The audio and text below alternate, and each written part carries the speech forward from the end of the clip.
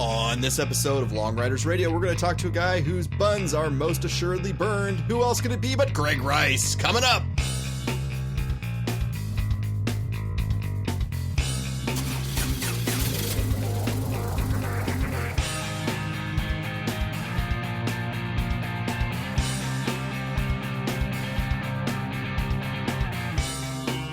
Support for Long Riders Radio comes from DiscountRamps.com. DiscountRamps.com offers a huge selection of power sports products for your ATV, UTV, motorcycle, and more. Everything you need to load, haul, or transport your power sports toys. Long Riders Radio listeners can save 15% off their order by using coupon code LONG. That's LONG at DiscountRamps.com.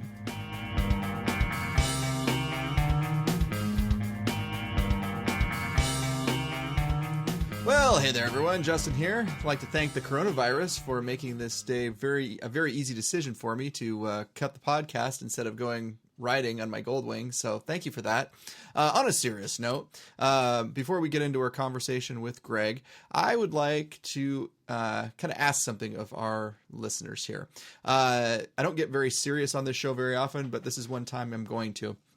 So, as you are well aware, there are a lot of people out of work, and one group that I haven't heard a lot talked about, that's not really in the mainstream is people who are at performing arts organizations. And very likely in your hometown, there is a nonprofit performing arts organization that has had to close down their season, which is pretty much where they get most of their money.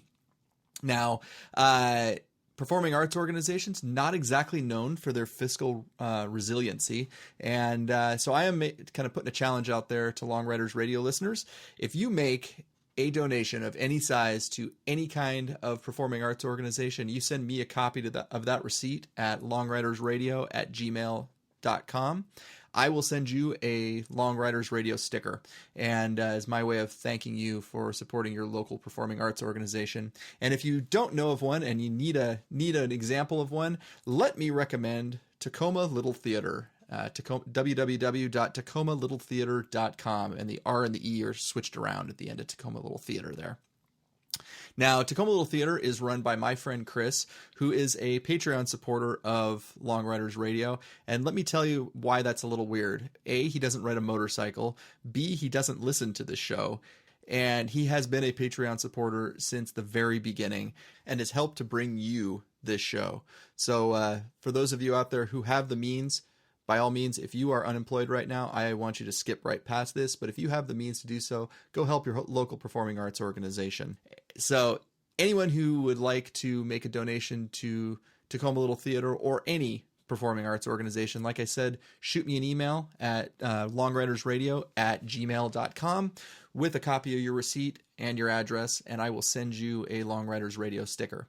So that said, let's get into an interview with Greg. We're going to talk about all sorts of things, from the 2019 Iron Butt Rally to pretty much every kind of motorcycle that people use to rally for the most part. So let's get into it with Greg. All right, on the line today, we got a man whose middle name could be Bunburner Gold. He is somebody who has helped me a lot, even though he may not realize it. He has done, I think, 5 Iron Butt rallies and has had a ton of experience on motorcycles and a ton of experience in long distance riding. Who could I be talking with but none other than the travel man, Greg Rice. Greg, welcome to Long Riders Radio. Hi, Justin, and thank you for asking me to do this. I really appreciate it. Okay, so first off, I'd like you to just tell everyone a little bit about yourself for those who may not know you. And did I get it right with 5 Iron Butt rallies? You got it right, 5 Iron Butt rallies, and I did put my name in the hat for number 6. Coincidentally, the drawing tentatively scheduled for next week on April 1st, so we'll know something next week probably, right? So unless they delay it. But I'm a motorcycle rider who also has a job, works in IT, and have been working in IT for about 35, 40 years. Started out as a developer and worked my way up through into project management and program management and project office management. And it helps me do what I like to do, which is ride motorcycles. I've been riding since about 1974. When I got into service, my father was a Shriner and rode the Harley Davidson electric rides and all the parades all over the Southeast. And once in a while would take me along for a ride when I was a kid. And that's probably how I got started into that. And as soon as I was able to buy my own, I bought a Honda 500 four-cylinder in 1975 or 76 and started riding long distance right away. There was no distance that I didn't want to go. I wanted to ride as far as I could on those bikes. And they were surprisingly pretty reliable back then. You carried a few extra little parts along, but it was a pretty reliable mode of transportation back then. And not having a lot of money, being in the service in the 70s, motorcycles was a good, cheap alternative to a vehicle. Well, I mentioned in your intro there the IBRs, and the 2019 Iron Butt Rally was had a rough ending for you, I think, in a couple different ways. And I wanted to start out, kind of preface this with, when I was sitting in the banquet and I had not heard my name called, and I heard your name called. I thought to myself, oh my God, I beat Greg Rice. And then I learned that, well, there was kind of a catch to that. So why don't you talk a little bit about your 2019 IBR? Okay. I was first elated that we had checkpoints on each side of the country, because I'm a long distance rider, and that was like, wow, that's great. That's really going to work out for me. I was already up here that summer here at my house in North Carolina, Western Carolina, so it was about an hour and a half ride or so to Greenville for me, and I was very excited to be in the rally. And the night they handed out the rally books and the bonus packs, and we started glancing through and looking at them, and getting an idea as to what was going on, the structure of the rally, I was even more interested, because a lot of the bonuses were going to be far distance, and you're going to be able to ride as many miles as you possibly could if you chose to. So I came up with a nice leg route that took me out to North Carolina, and then out to the end of Long Island, the Montauk Point, and then all the way across the country over to Washington. And I hit a lot of bonuses between, but there was also a period of time of 20 hours of riding from New York, Long Island, out to, I believe it was Illinois, where my next bonus was. And I was riding well. Into Wyoming, headed into Yellowstone. Was a bonus, and I was driving in the late night. It started to snow and was about 32 degrees as I was entering the park on the east side. And the road was all tore up at the time on the east side. So I rode about 5 miles of gravel and dirt in the snow. And so I'm not really a gravel and dirt rider, but I was on GSA. So, I thought, well, nothing can go wrong, right? So I made it over there and did it, and I was headed for a bonus up in northern part of the country that would have gave me a lot more points, but the weather started closing in, and I thought, well, I don't want to screw up. I'm going to go ahead and head for the checkpoint in Washington, and headed over that way. And when they did the scoring, I was lucky to be ninth place, and I thought, oh, good. I had a good idea what it was going to take to be somewhat successful. They handed out the rally packs for the next, and mentioned that we didn't have to hit the next checkpoint if you went to Alaska or north of a certain latitude. And I realized right then that Alaska wasn't for me, because I knew I wasn't going to win. I just wanted to do well, and I didn't want to screw up and not make it back and be a DNF. So I chose not to go to Alaska, and did a lot of riding around down California, down Southern California, and out to Los Angeles and to Santa Monica Pier. Got the bonus out there and worked my way back up. And there was no scoring for the end of leg 2, technically. So we there, checked in, got some rest, and got to planning out the next leg of the rally. And I had a really good plan to ride and pick up a lot of bonuses, and then a big combo bonus that was going to give me about an extra 19,000 points if I hit all, I think it was 10 combinations, which was Mississippi headwaters from the top to the southern down to Venice, Illinois. And yep, I did the same one. Yep. And I'm riding that very well, doing everything very well. And hit the bonus as well. Didn't have any time where I wasn't going to be, some of them were daylight only and stuff. There were a few that couldn't get to that were blocked by flooding. There was heavy flooding at that Yep. time, but I did the appropriate process of putting a flag on the whatever barricade was there, take a photo, document, the situation and location. And one of the bonuses was Isle Capri Casino in Mississippi along the Mississippi River. And I rode up. It was a nice, bright, sunny day. It was warm out. Pulled up out front, got the rally book out, looked at what I needed to do, which was take a photo with your flag at the front of the building, and stopped reading right there. Photos, real nice, good photos with my flag in different angles, just to be sure. Hopped on my bike and headed for Venice, Illinois.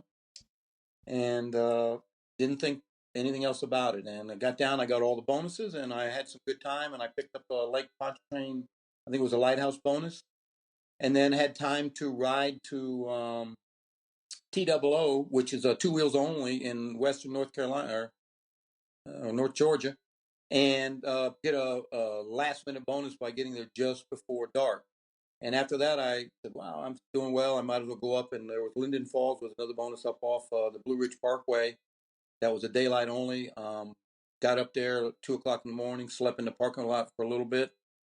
Got up as soon as daylight, got the photo, and made it back at 7:50, just before the penalty window for the end of the rally. And I felt really good.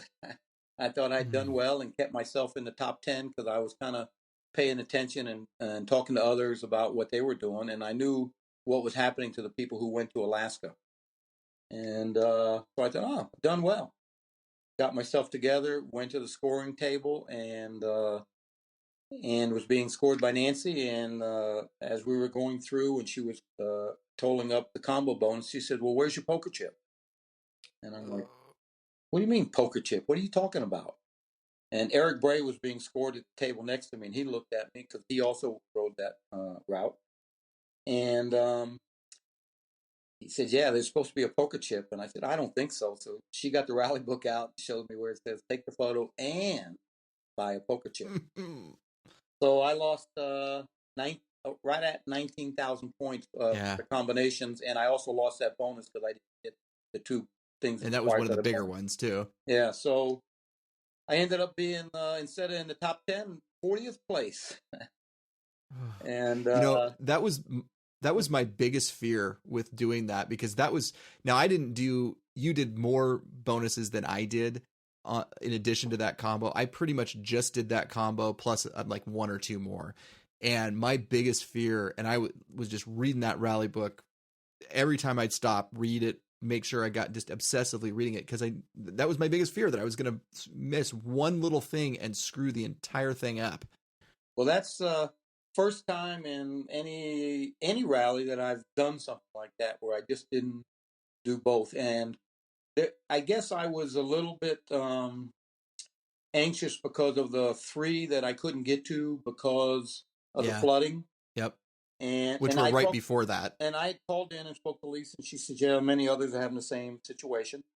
And I just got a little too confident, or I was just, but, and it's been very rare. There's been multiple things you had to do at one specific bonus. You take a photo with your flag or with your bike, or walk up a hill or something. And I don't know why I mean, I had no idea about that poker chip until I was sitting at the scoring table. And I would add one more thing to that, and at least when I got there, I'm assuming you got there probably on the same day, it was really hot and really muggy. It was very hot out. But I wear a full air stitch. I wear a Darren jacket, 81 pants, and LD comfort gear underneath. And I wear that in 100-degree plus weather. So it was hot. And I do remember taking my jacket off and laying over my top box while I was getting my photos and reading the rally book, which should have given me even more time to see about the poker chip. But but I don't the heat doesn't bother me. And I lived in South Florida, for many years, and the humidity there is usually 80-something% and 95 degrees. So and I wear all my gear down there too, right? So it's not like I'm not used to that. But it was hot that day, and but I just screwed up. I just didn't read. They always say reading comprehension. That's just somewhere And I was really sad because I was ninth in 2013 when they had combo bonuses there, the Pony Express combo, and it was 32 bonuses, I believe, if I remember. You had to get all, and I chose not to do them because there were so many. It was too big of a chance to mess up. Yeah. 10 combos I wasn't too concerned about, but in 2013, I think it was 32 combos, and Bob Lilly unfortunately missed the very last one that was in Sacramento, a couple miles from the checkpoint. And so I chose not at that time do the combos. There was plenty others to give me enough points to keep me in the top 10. I don't really, whenever you're riding against Jim Owen, you got to plan for something less than first, right? So yeah. So I read somewhere that you were going to go back and get that chip. Have you done that yet? I did. I went back. I did my 59th or 60th BBG, and I went back. I left here from Western North Carolina, where I'm at now, and rode over there and ended the ride down in South Florida. And instead of buying one, I bought 5 poker chips, and I call that my poker chip BBG, and because it was just. It still haunts me till today, to be honest with you. I won't lie. Yeah. It's something I don't do. My job is about detail, and I'm a planner and an organizer, and that's why I think I do long distance rides so well, and I've done reasonable rallies. I've won a couple Cape Fears and been in the top 5 4 other times there, right? So, so it's just very, very strange that I just missed that and didn't read that and didn't get the poker chip. And so that's since then I've been texting back and forth with Mike Kneebone telling him, I'm going to be entering the next one. So I put my name in the hat. I have no idea until they have the drawing what happened, but I just got to hopefully. He said, "Well, what are you going to do different?" I said, "I'm going to read better." Well, you had mentioned when you went to get your poker chip, you did a Bun Burner Gold, which does not surprise me to get it. What is it about Bun Burner Golds that fascinate you? Because I did one, and that was plenty for me. What is it that you like about a Bun Burner Gold? I like covering the mile, and I like knowing that when I'm done, wow, I just rode 1,500 plus miles. And just covering the distance and being out on the road, it's I don't know if I'm unique or not. I'm sure a lot of other people are like me who do this for a lot of miles, who ride a lot of miles all the time. But when I'm on a motorcycle, I'm like wide awake and can't fall asleep if I want to. And I just like to go and cover the miles. I did 2 BBG 1,800 BBGs last year, and that's the farthest the Iron Butt Association will document and certify is 1,800 plus miles in 24 hours, and I did 2 of those last year, and and I was ready to keep going because I did one of them when I had been wanting to ride across country, I guess as fast as I could for probably 15 years or more, right, since I started doing real heavy duty long distance riding, and been kind of somewhat fascinated with the cannonball rides and drives that people do, and I kind of follow some of them and know the guys who have some of the records and different things. And so in last year in 2018, I decided to try to do one on the way out to California, and then I had to work, spend a week out there for work in San Diego, and I did it in 32 hours on the way out with a friend, and we did 1,800 mile BBG on the way out, and after that working that week there, I left and I was able to ride from San Diego Beach to Jacksonville Beach in 29 hours and 23 minutes on the way back on my 2018 Gold Wing, and I did another 1,800 plus mile day on that ride, and it just and I wasn't done. I most people would have packed it in and went to the hotel, but I still had to ride 350 miles to get home. So I bought gas, got my receipt, and hopped on the bike, kept going until I got home, and ended up doing I guess it was about almost 2,800 miles or 2,700 miles in like 35 hours. So wow, Yeah. So do you have a goal for, I mean, like, I'm going to do X number, because you said you're up to 60 now. Yes. Is there some, like, there's a goal of the number of total BBGs you want? Yeah, I want to get to 100,000 miles in BBG. Hmm. Right. So that's not that many more. I need like 7 more.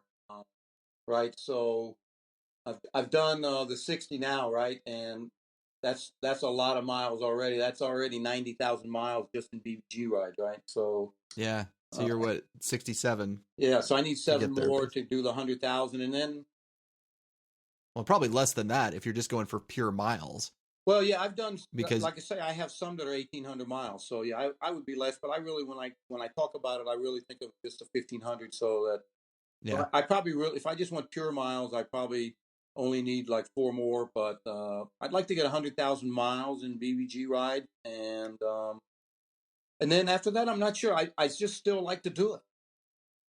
Yeah. I've done 2. Everybody knows, or most people know, I had an accident on my way home from 2019 IBR, Yeah. and I've done 2 BBGs since then already, right, on my new FJR. Wow. So Sorry, I asked you another question and moved on to the BBGs before we talked about the ending of your IBR, because it went downhill from the poker chip. yes, after the scoring, the rally banquet, crying in my soup,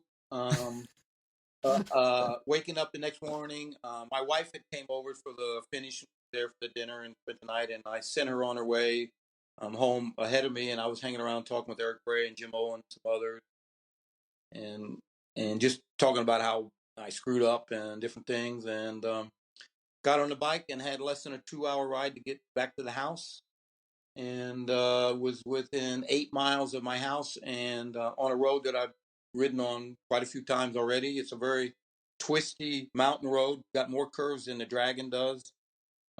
Tail the Dragon, which a lot of people have heard about. A lot of the old timers up here call it Thunder Road. It's a pretty heavy duty, a lot of switchbacks, uphill, downhill type stuff. But I've ridden it many times, and I've ridden on those kind of roads all over it. During the Ironbutt Rally, I rode those kind of roads in the mountains in California, going up to a couple ski resorts and things. Um, and they were doing some construction along the way, but everything was, like it should be at the places, and they were just small cuts across the road. Well, I came to one in a curve that I didn't see it until after I was leaned over in the curve, that they had cut out a path to put in some new drainage pipe under the road. And when they put the asphalt down, they also put sand on top of it for some reason, supposedly to help the asphalt dry quicker and to harden quicker. So I was leaned over in the curve doing 25 mile an hour, not much, because if you rode this road, you'd know you ain't going much faster than that on some of these curves, if that. And Yeah.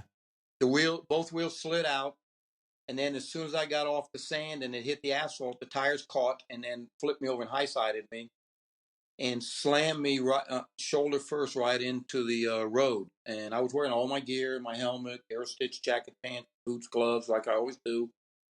Which probably kept me from getting a lot of road rash and other injuries. But I ended up getting severely injured and needing a helicopter ride because I broke 4 ribs, collarbone and shoulder bone, but one of the ribs punctured my right lung and it collapsed.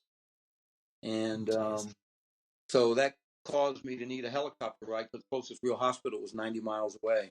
Had a couple surgeries, got recovered, and at the 3.5-month mark, I bought a new motorcycle. So my doctor, the orthopedic surgeon, he kept asking me, "So you're going to ride again?" I said, "Yes." And he said, "Well, you should, because I've been riding 45 years, and I've been top of Alaska, southern Mexico, and pretty much everywhere in between. Never had an accident, and I've been in every kind of condition. I've been in snowstorms, sandstorms, mountain dirt, gravel roads, goat trails, on gold wings even, right? And nothing. A few miles from home, which appears to be the theme a lot of times for a lot of people. Yeah. In a construction zone that wasn't marked, and if there wasn't sand, I probably wouldn't have crashed. But it is what it is. Yeah. It's taken some time to recover, and I'm about 85% recovered and can do most things I could do before the accident. So, well, what the main reason I wanted to have you on was because I bought a 2018 Goldwing, and I have used your website extensively for setting that up for long distance rallying. And so I just want to go through, because I think you've pretty much owned every single bike that everyone uses on, I mean, for the most part on rallies. You've had a pre-2018 Goldwing. You've had a 2018 Goldwing. You've had a BMW RT, a BMW GSA, and now you've moved on to an FJR. Yep. And I kind of wanted to just kind of go through that list as someone who's owned all those bikes, and kind of just step through it of what's the pros, what's the cons of each one that you saw, and kind of what your thoughts are on it. Sound good to you? Sure, sounds great. Yeah, and I'll start with pre-2018 Goldwings. I had 7 of them. A lot of them. Yeah. A 2003, a 2005, a 2007, a 2008, 2009, and 2012. The reason I had 212s is I put 100,000 on the first 2012 in 2 years, and the next Iron Butt rally was coming up, and I didn't want to start a rally with a bike with 100,000 plus miles on it. I found the dealer was able to find me. I liked that white color and was able to find me another one. But I rode all kind of bikes prior to that. I rode sport bikes, Ninjas, Katanas. And prior to that, the Honda, I had a couple 750s, Honda 750s. I had the 504 when they first come out. I think it was the first 4-cylinder.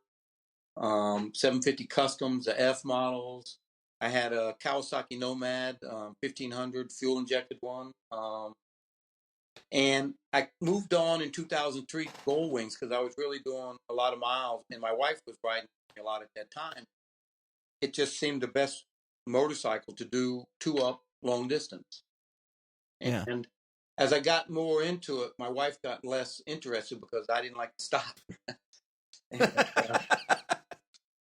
And then I heard about auxiliary fuel tanks, and I think I got my first auxiliary fuel tank in 2005, and that then took the place of the passenger seat. So it was kind of little, I designed it so that I could take it on and off in 15 minutes, but it was there, 99% of the time, right? And so I started riding cross country and doing rallies and stuff with Goldwings, and found that in some cases it was like cheating because it's a big, heavy motorcycle when you're on the highways. You don't get blown around. You don't get the wind noise.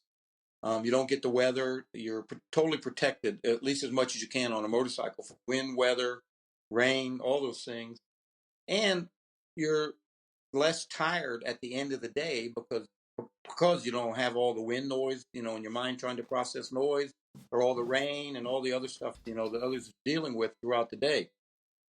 And I did fairly well, and probably did 50 BBGs on Goldwings, right? And never had a problem, was never tired at the end of the day. And I did 8 Cape Fear rallies, won a few on Goldwings with Goldwing.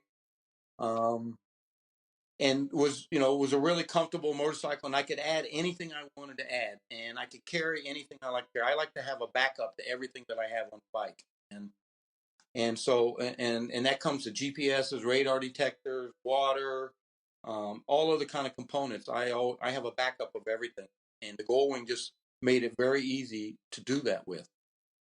I started riding in the Iron Butt Rally in 2009, and I actually bought a brand new Goldwing just for that, my 2009 Iron Butt Rally, Goldwing, and because it had new navigation that was color and 3D, and it was Garmin GPS that was in 2009 Goldwing, and it had TPMS, tire pressure monitoring.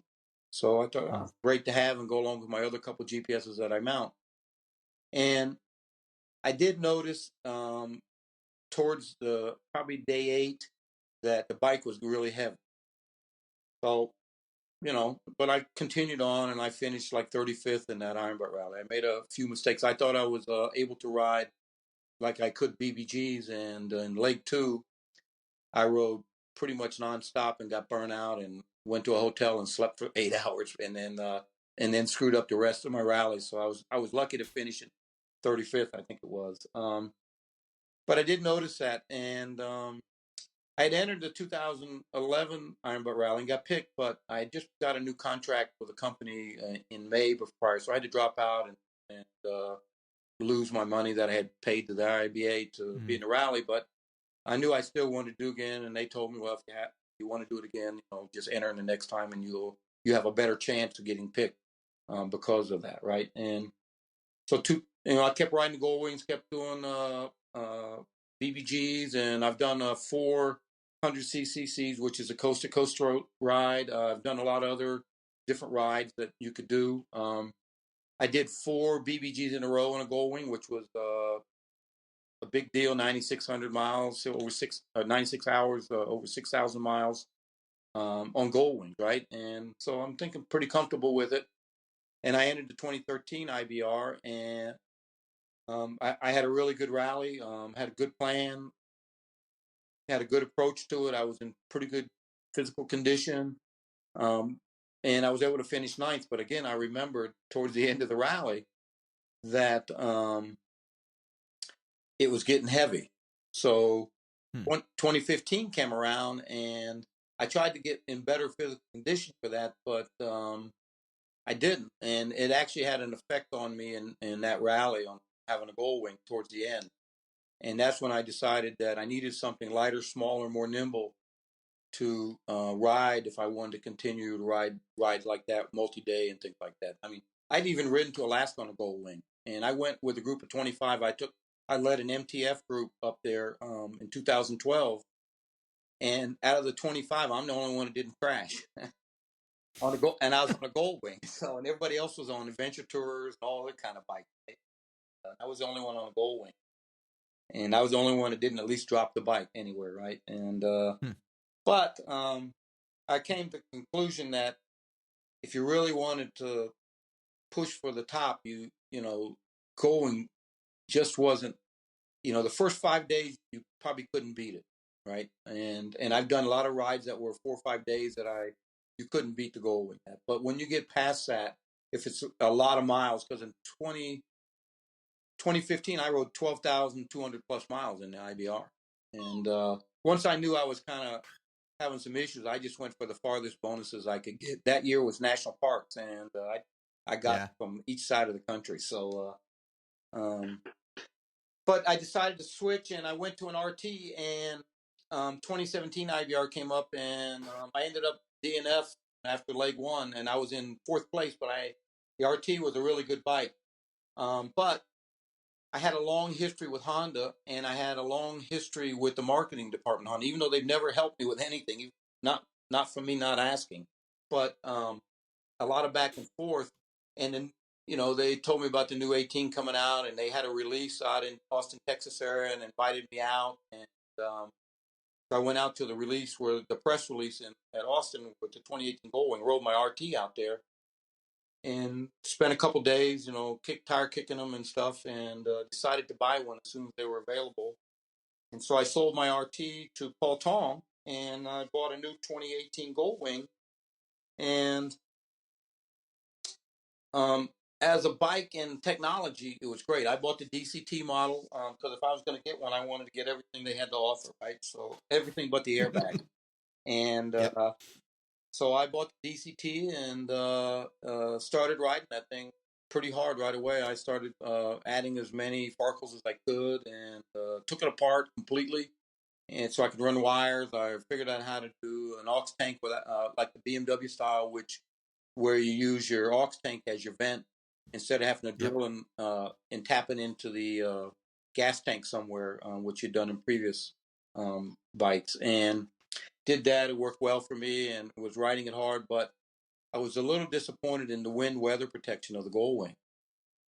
And and I was back and forth with Honda about it, and they were like, well, and kind of came to the conclusion they were trying to hit 2 markets of one, the ST 1300 market and the Gold Wing market with one bike, because they did quit making the STs. And it was a little more sportier, even though it has a speed limit of 112 mile an hour, which I don't understand. The engineers told me why, but I still just couldn't fathom that Honda couldn't design something with big enough radiators and coolant flow to keep the engine from overheating. But I just I wasn't able to find enough air deflectors and big windscreens at the time to make it into a gold wing, which was what I was used to, which was complete weather. I mean, I could ride down the road on my previous gold wing with a few air deflectors that I'd added, and if it was raining, my hands and I would never get wet. Only when I stopped would I get wet, and there was very little wind noise. I don't like noise. I block everything up. A lot of people like all the airflow. I'm the opposite. I don't mind the heat, right? So, and no airflow. So I couldn't get it to adapt to what I wanted, and I had How much do you somebody. think is because you were used to the old Gold Wing? 600,000 miles on the previous Gold Wings ruined me for that new Gold Wing. Yeah. That's very true. If I would have been riding any other bike other than previous Gold Wing, the bike would have been perfect, probably. Hmm. It's never for me top speed. The 112 mile speed limit didn't ever bother me, right? I don't care about that. I may ride fast, but I'm not riding that kind of fast. I'm riding the same speed all the time, right? I'm keeping sure that I'm covering the same ground at the same speed all the time. I'm very efficient that way. I don't go up and down my speed. If you looked at my spot track and looked at my speed and looked at a BBG, you would see that 80% of the time I'm riding the same exact speed. And Hmm.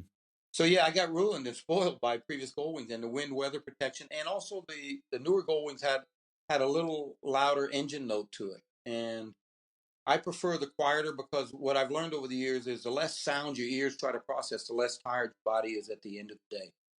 And Hmm. it's a big thing that the previous Gold Wings allowed me to do. And when I had my RT, I had a lot of wind air protection on it, and it was as close to a Gold Wing as you could believe with the Wonderluck and Aeroflow parts on it. It was very quiet, and I was very dry in the cockpit or wet weather. Um, so somebody told me at the IBA Jacksonville party uh, that year that they wanted to buy my Gold Wing. I said, great. And I sold it to them, and I guess it was in March. Um, and I bought a couple weeks later, or right around that time, I bought a new 2019 GSA, one of the new 1250s that just came out. And it was I'd already been selected for the Iron Butt Rally, so I started prepping it and trying to find windscreens and other parts to try to help block as much wind weather and get as best protection as I could on it. And it was a good, easy motorcycle to ride. It's a little taller than my other bike, but Yeah. the seating position you probably can't beat. I Yeah, I'd a agree with that. Sergeant GSA, and most people choose another brand Russell, but I had the Sergeant, and I use a bead rider seat cover on top of it, and I can never remember one time that my butt hurt anytime doing the Iron Butt Rally. And there was a couple times I rode more than 30 hours plus without, getting rest, right? And so So I had what'd you think about the wind protection though on the it GSA? Because on sucked. I had a GS It sucked. and it wasn't great. I bought the biggest windscreen that they're made for that from Wonderluck. They make kind of a pretty big screen, and I bought an X screen air deflector for the top of it.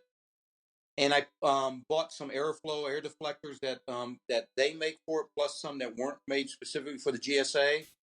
And then I bought high density foam, and I filled in all the areas that airflow could fall through, up to the Hmm. fork tube, tunnel, underneath the screen, where air could come through the dash.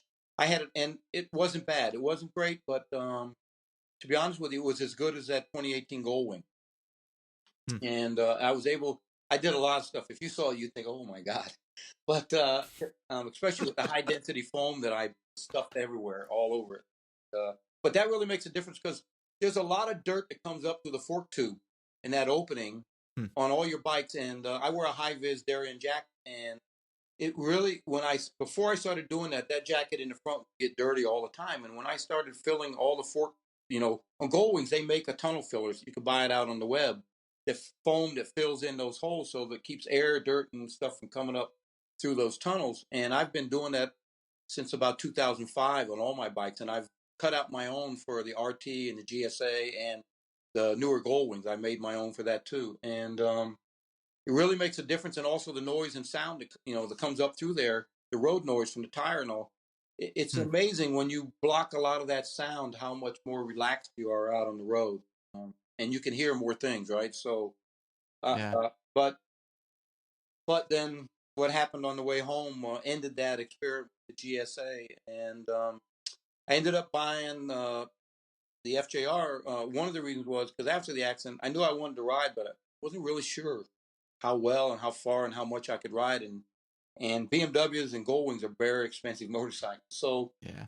I started looking around, and I found a 2018 new leftover FJR A model for $10,900, still in the crate, Wow. in a dealer in St. Louis.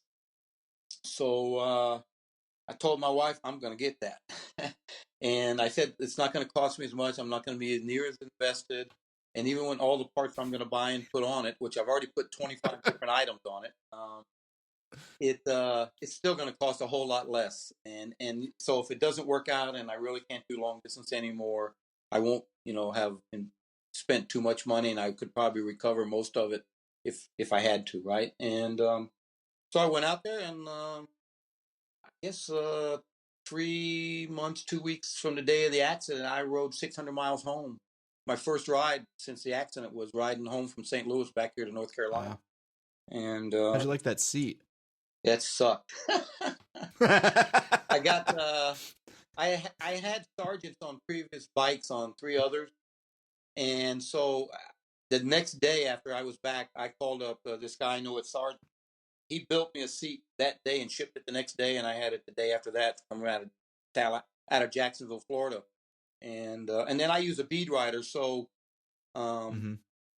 and so I have a sergeant on there now, and I've got a little over 15,000 miles, 4 months on the FJR now, and I still got a little more ergonomics. I've had 2 shoulder surgeries. I've got 15 screws in my collarbone and shoulder, and so I'm still having a little bit of ergonomics. I've got Healy bar risers, the biggest one that brings them up and far back Yeah. as possible, but I need a little more something. I'm not sure just what, but that was interesting you say that, because that was my biggest complaint on the FJR is I felt like the bars just needed to be back about another, even with the Healy bars, back about another inch and a half to be comfortable. And for me, it helped out a lot when I got the Russell seat. That significantly helped. And it made it so it was able to be ridden long distance. I tried a Sargent on that. I had a Sargent on my GS, and it was great. But for me, it didn't work out well on the FJR, but it sounds like you're having better luck with that. well, So I'm having good luck, but I may end up with a Russell where I have him move me closer to the bar. mm-hmm. Yeah. So that I got to find a way to. There's no more risers now. I could buy somebody else's 1-inch block risers and put them underneath, but then I would have to start extending cables. And I Yeah, already exactly. The Healy bar riser does come with a brake line extension, which I put in for the Healy bar risers, but a there's couple no of more room on the I don't clutch think side. the throttle cables. If I added 1 more inch of riser there, Yeah. that the throttle. I already rerouted the throttle cable on the Healy bar also, right? So I'm not sure. So it may I end up with a Russell in the next 4 or 5 months, just so I can get a little closer. And it's really not my right shoulder is the one that got damaged and hurt in the accident, but it's my left shoulder that hurts me now. What'd you think about the air protection on the FJR versus the 2018 Goldwing? Because I did the opposite of what you did. I went from a FJR. I had a 2015 FJR and went to the 2018 Goldwing, and to me it was just night and day difference. It was like there was so much more protection on the Goldwing than there was on the FJR. And you're correct on that. So what I've done is I bought the Pew Touring windscreen, which is pretty wide. And then I bought this X screen, like laminar lip screen that goes at the top of that.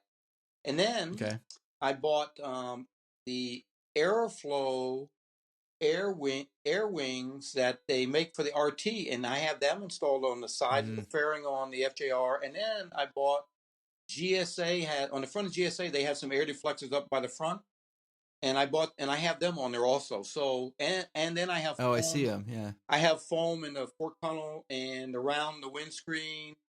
And I put a dash shelf on and under the dash shelf, and I'm pretty close to what the 2018 wing is with all these parts. So right, don't I have a lot of plastic air deflectors on the bike, and it may not be quite as good as your 2018 wing, but it's now pretty close.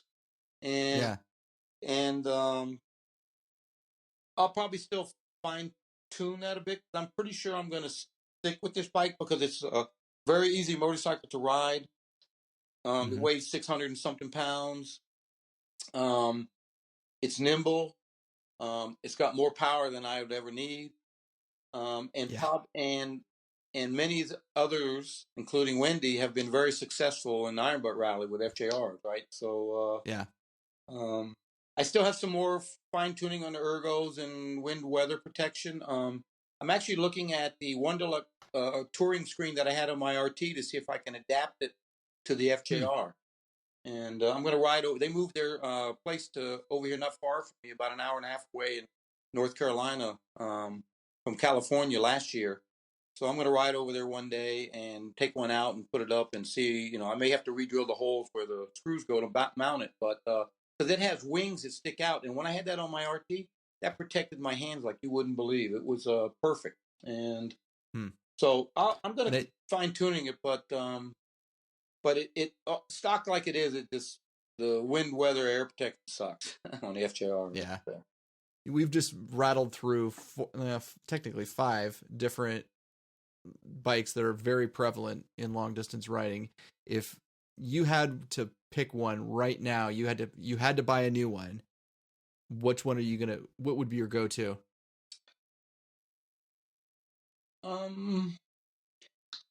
Probably the RT. Probably the RT. I was able to set that up to have the same wind weather protection as a Gold Wing.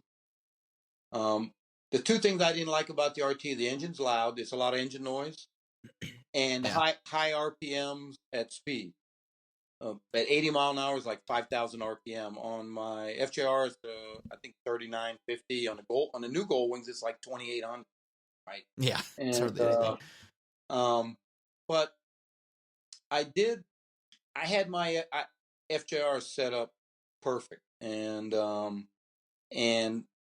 riding that bike was very easy. The only thing about it, it's a little tall bike. I'm not short. I'm 6 foot, and I have 34 inseam, 33 inseam. So I could reach the ground with both feet, no problem, and all those kind of things. Off road, it's a little tricky if you got a canted road and and you're trying to put the feet down on the wrong side. But in general, it was a very easy motorcycle to ride.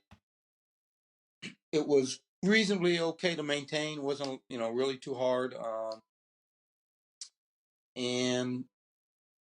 But it's I had over $30,000 into my RT with between the price of the bike and I would, if I would ever get one again, though, I would wait till they'd modernize it and change the headlight to LED and go to the TFT dash screen on it, right? But and the reason I bought the RT after the Gold Wing was because it had all the same features as the Gold Wing had. You could put your GPS built, your Nav5, Nav6 GPS into the bike, and it worked with the bike. It had a radio, it had XM radio, and speakers on board and all those kind of things. That obviously the stereo wasn't like a Gold Wing, but it had a lot of the same features, and it was an easy transition from a Gold Wing to an RT. And the FJR is really a basic motorcycle. I've added some stuff that you would think it's a Gold Wing, right?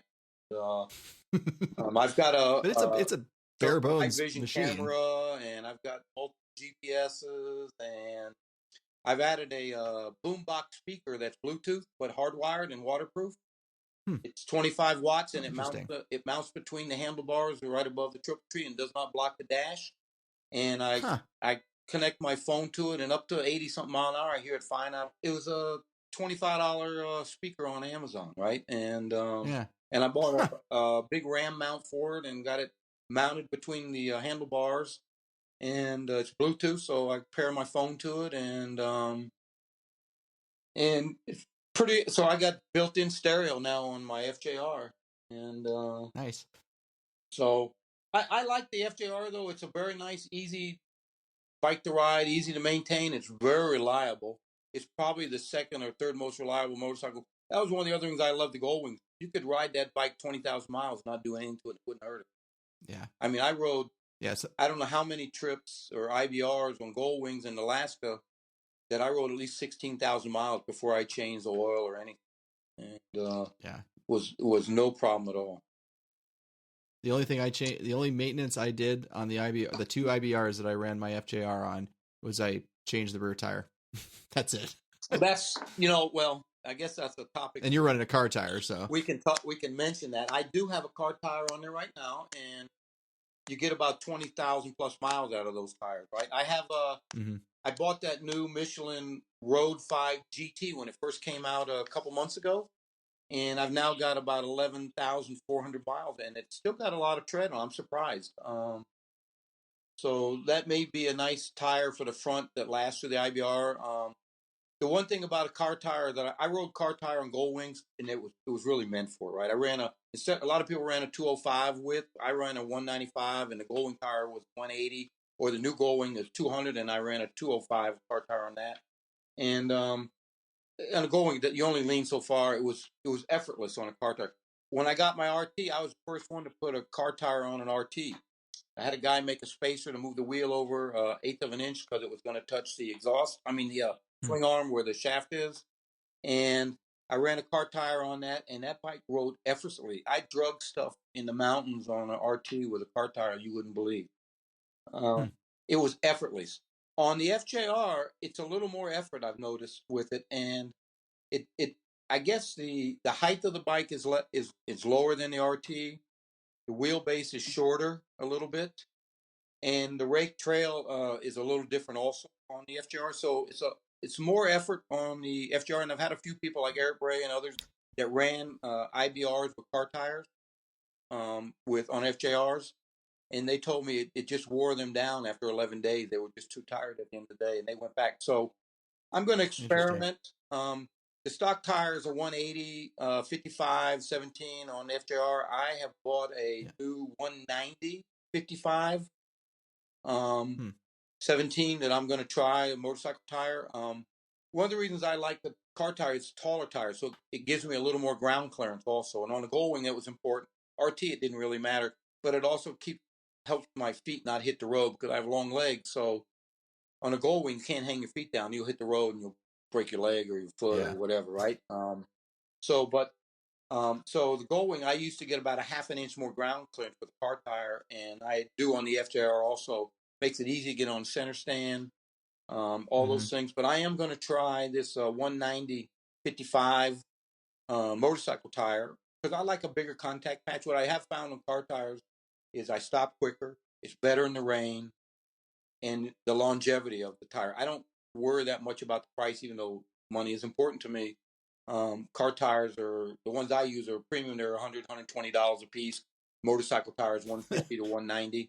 But I get twice the miles out of them, right? Twice the mileage, yeah. And one thing I found with my FJR was that it was incredibly sensitive to the front tire pressure, and if it was off just a couple of pounds, that it was like just dry. It just felt wrong in so many ways, and you'd start getting the front end shimmy on it when you decelerated at about 40 miles an hour. Have you found that at all? That happened to me. So what I did is I bought aftermarket TPMS, the cap ones that spin on. It's spin up perfect, like built in the wheel ones. But and I have the TPMS little monitor screen up in front of me so I can see it, and I just keep an eye on it. But I did have that shimmy because older Goldwings had that around 05 to 08, maybe even 09. At 40 mile, you'd let off the gas, and at 40 mile and take a hand, it would start to shake. And I found some ways to beat that. I used the ride-on or bead back then, and that would defeat that in the tires. and it also made them run a little cooler and get a few more miles out of them. But so I have the TPMS on the FJR. Like I say, it's not great. It was $50 off Amazon, but it works. And I keep a real close eye on my airplane. I always have. I check them all the time before I go ride and stuff. But I did notice that little shimmy when I was down to about 36 pounds in the front wheel tire. That's Yep. that's when that happened. I tend to run 39 to 40 in the front. And if I got a load, I'll put 41 in there. Well, what's next on tap for you, besides the hopefully getting into the 2021 Iron Butt Rally? Another thing that I've wanted to do and was ride to the Panama Canal and back. Yeah. And I've followed a lot of people who've ridden down to South America. Back when Lisa and Dean Tanji did it years ago, when they went to South America and all that, and many other people. And I follow them on the ADV forum, and I communicate email with lots of people, and I have some friends down in that area. So a year and a half ago, I had a ride planned to go there, but things started heating up down there in Nicaragua and others, and the U.S. Embassy said, don't come, don't pass through here. They were confiscating tourist phones and seeing if they had anti-government stuff, things like that. So I ended up riding with a friend, Dan Thaler, down into southern Mexico, and we did an SS-1000 down in Mexico and became part of the IBA Asphalt Rats group down there, and spent a couple nights in Mexico City, but it didn't cure my urge to ride farther south. So, and I was going to do it on my Goldwing, and I went to southern Mexico on my Goldwing, and I put an even taller car tire in there because they have these speed bumps down there they call topes, and they'll bottom you out, and sometimes they're half of a 12-inch pipe, steel pipe that they just put in the road, right?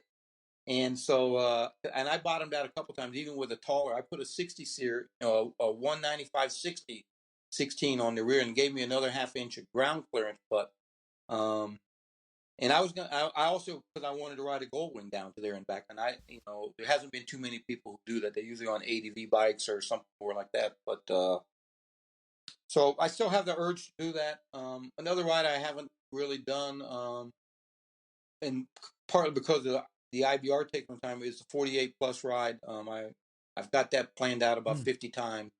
I have a pretty good short route. My friend Dan Simmons set the record on that about a year and a half ago. I helped do all his routing for him and everything, followed him and stuff like that. And so I have that, and keep riding some more BBGs until I get to 100,000 miles. And I probably won't stop there, but I don't envision 100 BBGs. But who knows? It's a nice round number.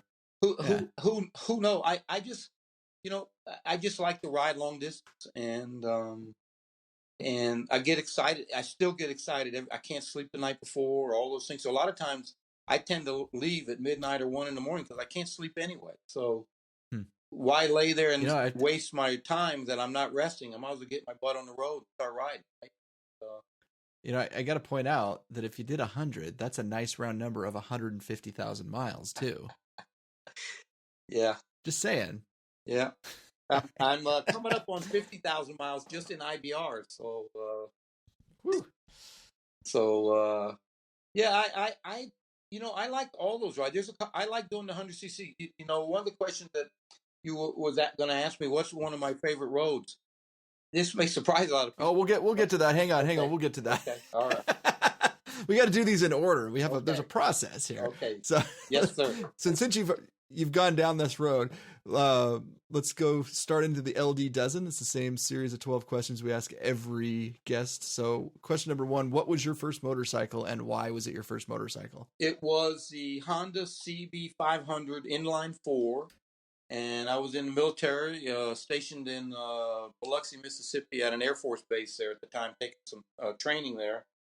And some other friends had some. And like I had mentioned earlier, my father was a Shriner and rode the Harley Davidson Electric Glide Parade, figure eights and all that kind of riding and stuff. And there was, when I went to the shop, that was the bike that caught my eye, and I bought it and started riding all over. I quickly transitioned to Kawasaki KZ650, and I rode in 1 year 40,000 miles on a 1978 KZ650 to the Grand Canyon, to Florida, and many other places. But that Honda CB, and been riding pretty much ever since then, for 45 years. I spent 5 years in Japan working for the government, and I got in really heavy into motorcycles there, and with some of the local shops, and with Honda. I used to do some magazine ads sitting on the bikes with them, in my leathers and all that stuff over there, and things. So I transitioned through a lot of different bikes until I got to touring type style bikes now. So, all right. Question number 2. Where was your first overnight ride to, and was it on a Bun Burner Gold? I think it was 1,300 miles. I was in the Navy at Great Lakes Naval Base, 1976, I think it was. And I had to go to Miami, Florida. And back then in the Navy, I probably made $400 a month, right? I didn't have any money for hotels, and I had the KZ650. I had a National Cycle windscreen. I had a sissy bar. I had a tank bag with an 8-track player in there, and an 8-track and a speaker bungee cord to the top of my tank bag. I had a CB radio in there and a big whip and white whip antenna strapped to the sissy bar on the back. And I left Great Lakes Naval Base, and I had to ride to Miami, and I had just enough money for gas and a hamburger along the way, and I rode straight through to Miami. I think it was 1,300 miles, and that was probably my really first long distance ride like that. Cool. And I never stopped after that. That really, it surprised me that I could do that. Right? I knew a lot of people with cars and other things, but to ride a motorcycle from Chicago, 50 miles north of Chicago to South Miami, nonstop, except for gas and go to the bathroom, was pretty. I will say there was one time along the way I was kind of tired, and I pulled up to a gas station to get gas, and I got off the bike and no pay at the pump at that time. You had to walk in and pay. And I started walking in, and I forgot to put kickstand down, and the bike fell right over. All right, question number 3. What is your day job? We already kind of covered this, but what pays for this LD riding havoc? I'm in IT, yep, and I was a nuclear power plant operator in the Navy, submarines, and after that I was in law enforcement for a few years, and that's what got me into the government job, U.S. government job that I went to Japan.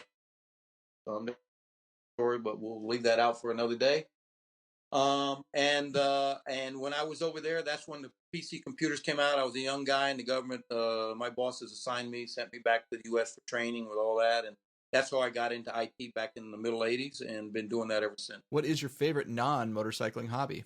Boating. I would, if I was a rich guy, I'd have a nice boat also. Okay, now we're to it. Question number 5. What is your favorite road? I-10 west of San Diego, headed for California. I just can't get enough of heading out to there. And as soon as I passed San Diego and headed for Kerrville, it's just a wide open space of road. And you can ride all day and all night. And then as you cross into New Mexico, how the road and the features of the land and the mountains change. And then the same thing going into Arizona. And then I usually take I-8 at just past Tucson and head towards Yuma. And I call that I-8 stretch Yuma Express because no matter how fast I'm going, people pass me there. And I sometimes move along pretty good. There's no traffic enforcement on I-8 headed towards California. Not till you hit the state line, and then they're like crazy. But from Tucson to the California state line, I don't think they even have speed limit signs, to be honest with you. But that road, I've probably done that 20, 30 times, or maybe more. I've done 400 cc's. I've done a couple 50 cc's, and I've probably done 25 of my BBGs out on that road on I-10, headed towards California and back or what have you. And it's just as soon as I get past San Diego, man, it just was like, wow, this is a great piece of road to go on. It's not a fast, twisty road. I ride a lot of them. I live in them now, but that really is for me the best riding I can get. All right, the flip side. What's your least favorite road? any road that's in a big city like New York and Chicago. I've done rallies where I had to get bonuses down like on Wall Street and downtown Chicago. Just the traffic, the potholes. Trying to remember, was it 2017? I was down there in Wall Street. You know, I had to take a picture of the bull and some other things, and just the traffic, the way traffic is. It's not fun motorcycle riding. It's about as, to me, it's about as dangerous a place to ride a motorcycle. All right, I think I know the answer to this one, but have you moved to base camp yet, or are you still using Streets and Trips? I am now fully in base camp. I was a Streets and Trips and Map Source guy for a long time. Base camp came along and they stopped updating Map Source and gradually phased it out because when you updated maps after, I forget when it was, you couldn't use them in Map Source anymore. But what they have done, I haven't seen much in the last year or so, but they started adding all the features that I used in Streets and Trips and in Map Source, which was be able to, when I start a ride, you know, to set a date and time to start a ride, to put layovers in between bonuses. So I could put, like gas stops, I could put 5 minutes, or bonus stops, I could put 5 minutes at the stop. And now in base camp, you can even use different routing profiles from waypoint to waypoint in your routes. One of my Cape Fears, we had a rally where you couldn't go more than, I think it was 1,385 miles. I planned it out at 1,380 in Streets and Trips and Base Camp and Map Source at the time, and I ended up at 1,381, and I won that year the rally. And I found now with Base Camp, using all the new features that you can do with the layovers and the different routing profiles and when you're going to start, that I can time a ride and do it within minutes. When I did the San Diego back to Jacksonville in 20 hours, 23 minutes, I plotted it out at 28 hours and 30 minutes on my base camp with my stop time and everything, right? So I've gotten very comfortable. I use map tools in my GPSs probably 3 or 4 times a week. I like to be very comfortable with them. I want to be able to touch them and use them while I'm riding down the road, not have to look at them to know what I'm doing. And I want to be, and I'm that comfortable in base camp now to where I do a lot of different things with it. And I was in it earlier today, just doing what if I'd like to go here if I have time, right? Type of thing, right? So I'm very comfortable with base camp. It's not the best tool in the world, but they've added some things to it that made it better. Yeah. All right. Question number 8 is one of those, for most people, is kind of a every once in a while thing, but for you might be a little more common. If you get a new bike tomorrow, what's the first Farkle you're going to put on it? A big touring windscreen. Nice. Big one. As big as I can find.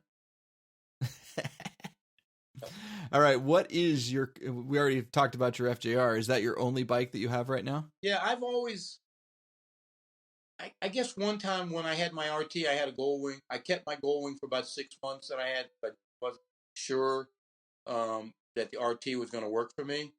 But I have this thought in my mind that I want to learn to ride that one and be very comfortable with that one.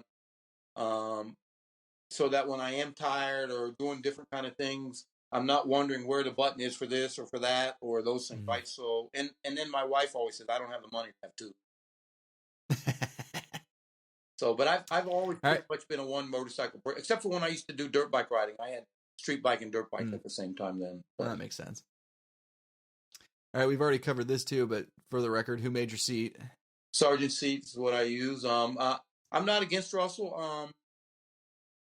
I like to keep my OEM seat like it is in case I want to switch back, or whenever I sell the bike, I would like the OEM seat back with, unless that person wants the aftermarket seat. And there's just something about having to send in my seat and not have a seat for a couple weeks, even though I know the guy and I talked to him, and a couple times we were going to work something out and this and that, and and I would have had my seat would have been gone for a week at the most, right? But I ride my motorcycle almost every day, so a sergeant, I can pick up the phone and the guy will make it for me that day and put it in the mail the next day, and depending on where I'm at, I'll have it a day or two, right? Yeah. Pretty much the same price if you're buying just the rider seat, right? It's $400 and something for either, right? It's not so much money. It's just the availability. And on my GSA and my RT, the sergeant seats were fine. I never put a custom seat on any of my Gold Wings. I don't have a big butt, so the old Gold Wings had a nice seat, good bucket, and I use beads to keep the airflow under my butt. So everybody's different. You need something different, but yeah.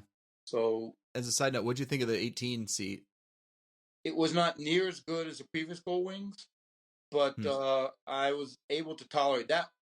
That's the one I was going to do a Russell, and I already had a deal worked out to where I would only not have my seat for a week with him. Then I turned about 3 or 4 days before I was going to send my seat. The guy bought my Gold Wing, and I bought a new ride. Solve that problem.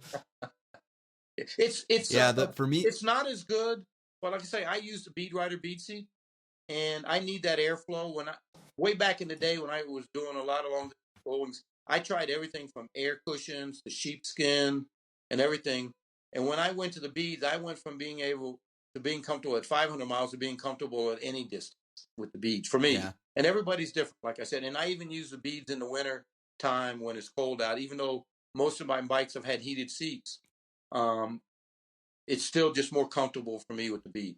All right, question number 11. What is your favorite or the most interesting location you have visited on your motorcycle? I'm guessing you've got quite a few. Well, Alaska. I did 2 BBGs coming home from Alaska because my wife said, "You've been gone long enough. You better get your butt home." So I left everybody up there, and I did not beat John Ryan's time, but I was less than 90 hours coming from Fairbanks to South Florida. So that really interests me. And down to Mexico, I was very safe. I never felt uncomfortable down there. I was down there a little over a year ago. I went down there between Christmas and New Year's, not this year, but the year before. So 14, 15 months ago. I really liked riding down there, and I'd like to go farther. And then when I'm in a rally, bonuses, the bonuses off the beaten path down, some long, dark road. I really like those that you got to go to in the middle of the night, 2 o'clock in the morning, in the middle of the woods. Those really interest the heck out of me. I carry about 8 flashlights on my bike and in my pocket. So, and I always have a million lights. I used to have on my Gold Wings and on my RT, I also had this really big bright light mounted under the trunk of the RT and the Gold Wing that I had a switch I could flip on, and I could light up like a headlight in the back. And I use that a lot to keep cars from tailgating too. That helped a lot too. All right, last question on the LD Dozen. How do you pass the time on a long ride? You listen to music, audiobook? Music, and I'm constantly checking my timing, my routing. When I do like a multi-state ride, I'll put waypoints for the state lines, and then I put a time on the windscreen or somewhere on a piece of paper in my tank bag that has the times I should hit for each state line. So I'm constantly doing that. And my long rides, I always break them up into smaller rides, and I have times I want to hit along those rides. So I'm fairly busy between listening to rock and roll music. I listen to AC/DC a lot, which is, the beat helps keep you, moving and awake. And then just constantly, evaluating how I'm doing in my ride and where I should be at this time, am I ahead or behind? I always have some kind of way to get weather radar on my motorcycles. On the Gold Wings, after 2009, they added the XM weather radar. You could switch to the screens. It's nicer on the 18s if you get the XM package, weather radar traffic package, because it overlays the weather on your route. So it's kind of on the other one. On the previous, you had to switch to another screen and all that. That's one of the real nice improvements they did on the Gold Wing, along with the dash and on that. It's really nice. And all right, well, you have completed the LD Dozen. Yeah. Anything else you want to talk about before I let you go? No, I shouldn't say this, but I sure hope I get picked for the next IVR. I still Me have, too. I shouldn't have, but I still have unfinished business, right? I want to try to finish in the top 10 one more time. And I want to not have the same kind of mistake I had. I still can't today figure out what happened, why I did that, because I don't miss anything, and I read and pay attention to stuff like crazy.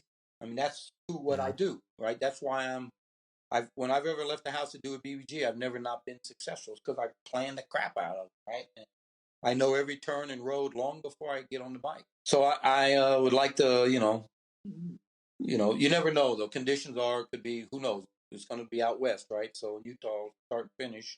So that's a 2,500 mile ride just to get there.